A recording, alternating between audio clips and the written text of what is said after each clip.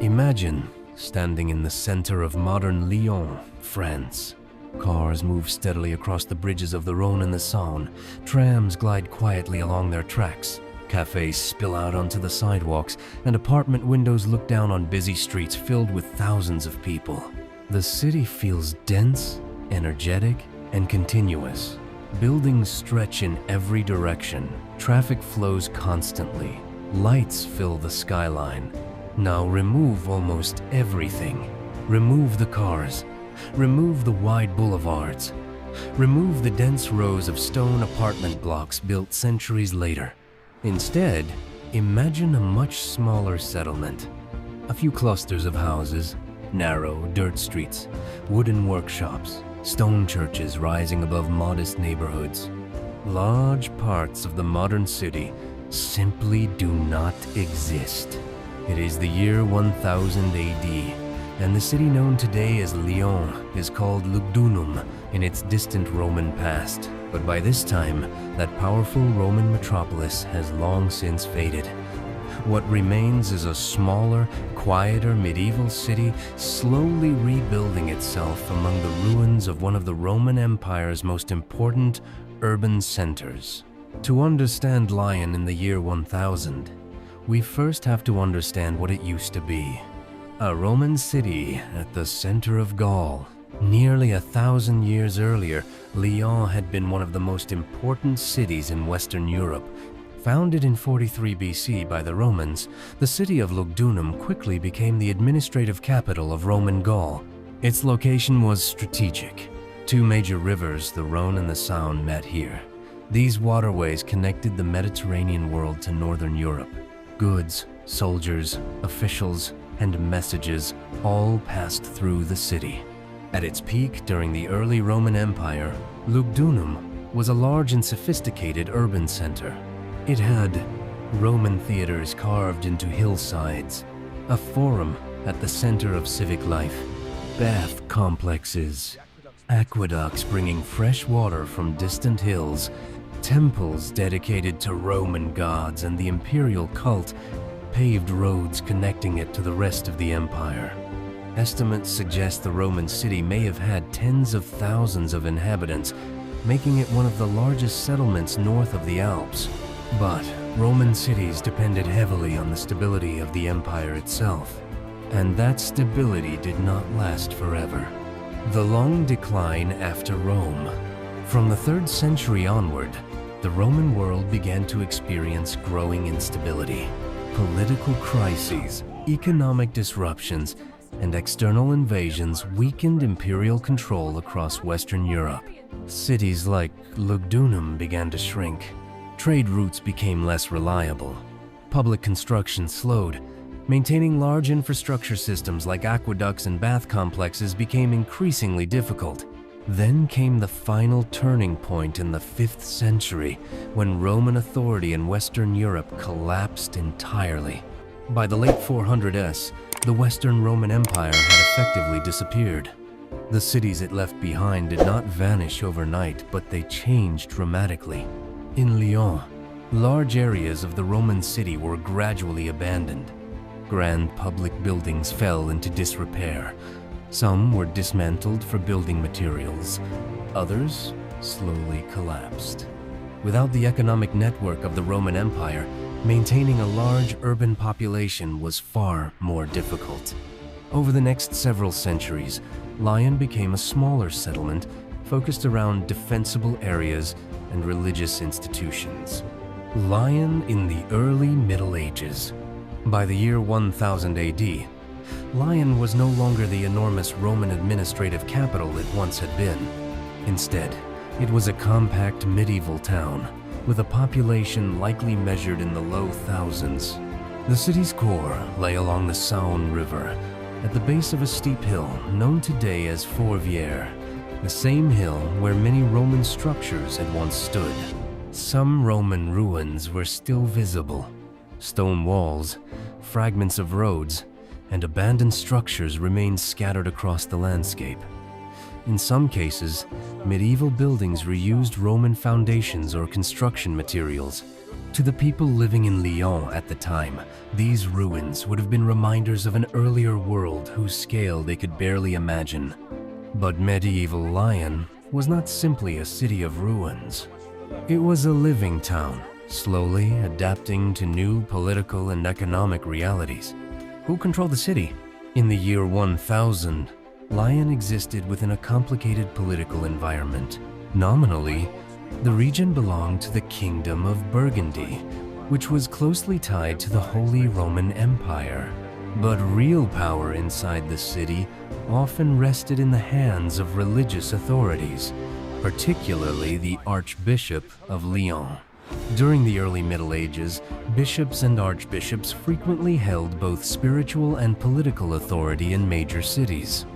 The Archbishop of Lyon oversaw not only church affairs, but also many aspects of local governance. This included legal authority, control over certain lands, influence over trade and markets, responsibility for maintaining order. The cathedral and associated religious institutions formed the heart of the medieval city. In many ways, the church replaced the Roman state as the primary organizing force of urban life. Walking through the city. If you walk through Lyon around the year 1000, the city would feel very different from the Roman metropolis that once stood here, and even more different from the modern city today. The streets were narrow and irregular. Roman cities had been carefully planned with straight streets and organized layouts, but medieval towns often developed more organically. Buildings followed property lines, hillsides, and defensive concerns rather than strict geometric planning. Many houses were wooden structures, sometimes built with timber frames and filled with wattle and daub. Roofs were often thatched or covered with wooden shingles. Stone buildings existed, especially churches and some wealthier homes, but wood was the most common building material. The streets themselves were usually unpaved dirt or packed earth. In wet weather, they could become muddy and difficult to navigate. Drainage systems were limited. Waste from homes and workshops often ended up in the streets or nearby rivers. Sanitation conditions were far from modern standards. Yet for medieval residents, this environment was normal.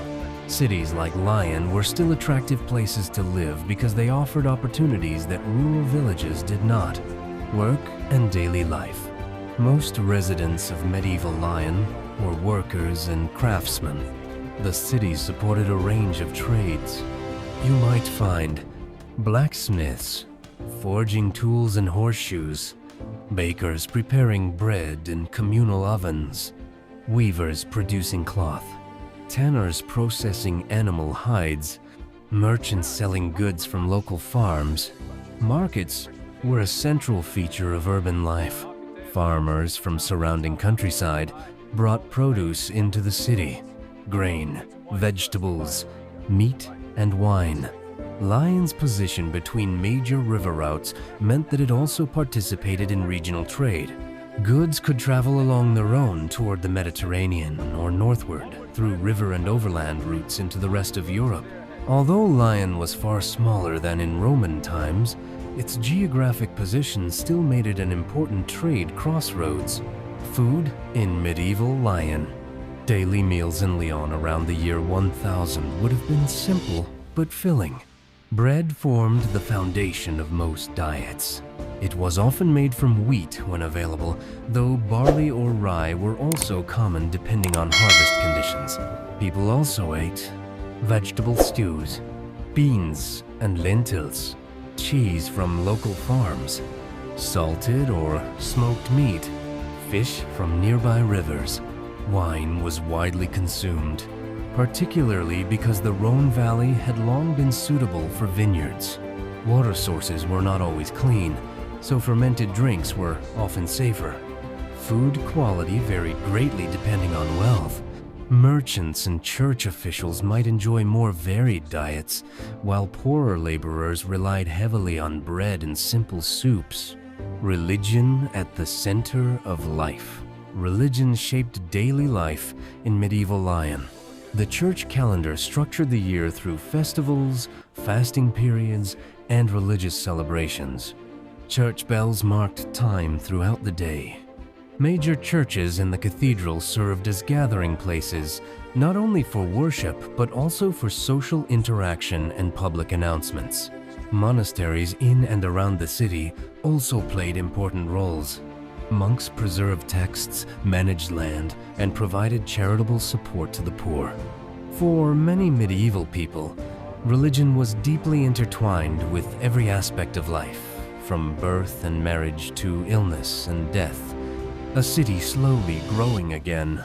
Although Lyon had declined dramatically after the Roman era, it was not stagnant. Around the year 1000, many European cities were beginning to experience renewed growth. Several factors contributed to this change. Population increases across Europe, improvements in agricultural productivity, expansion of regional trade networks, greater political stability in some regions. Lyon's location once again became an advantage. Its rivers connected it to trade routes stretching from the Mediterranean to northern Europe. Over the next centuries, the city would gradually expand. Markets would grow larger, merchant communities would become more influential. New construction would slowly replace the older ruins. By the High Middle Ages, Lyon would regain some of its importance as a commercial and religious center. What remains today? Modern Lyon is a large and vibrant city with over 1 million people in its metropolitan area, but traces of its ancient and medieval past still remain. Archaeologists have uncovered Roman theaters and infrastructure on the Fourvière Hill, reminders of the city's early imperial grandeur. Medieval neighborhoods in Old Lyon preserve narrow streets and buildings that hint at the city's later development. The meeting of the Rhône and Saône rivers continues to define the city's geography, just as it did 2,000 years ago. Many layers of history coexist in the modern landscape. Roman foundations, medieval streets, Renaissance architecture, modern urban development.